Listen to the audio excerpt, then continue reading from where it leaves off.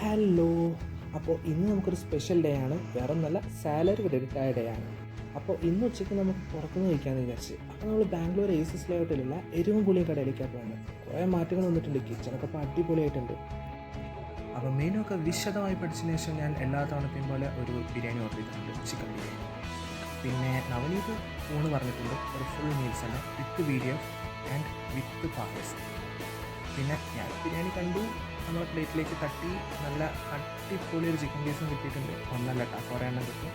പിന്നെ ഇത് മെയിനാണ്, പപ്പടം അച്ചാറും എല്ലാം കൂടെ മിക്സ് ചെയ്തിട്ട് കുഴച്ചിട്ട് നേരെ വായിലിരിക്കുക. നൈസ്. പിന്നെ അഭിതേ ഇവിടെ ഇറച്ചി കുത്തു പൊറോട്ട പറഞ്ഞിട്ടുണ്ട്. അവന് 3 ബിരിയാണി ഒന്നും വേണ്ടാന്ന് പറഞ്ഞു. ടേസ്റ്റ് ചെയ്ത് നോക്കി, ഞാനും ടേസ്റ്റ് ചെയ്ത് നോക്കി. അത്യാവശ്യം നല്ലൊരു സ്റ്റാൻഡേർഡ് ടേസ്റ്റുള്ള സാധനം തന്നെയായിരുന്നു.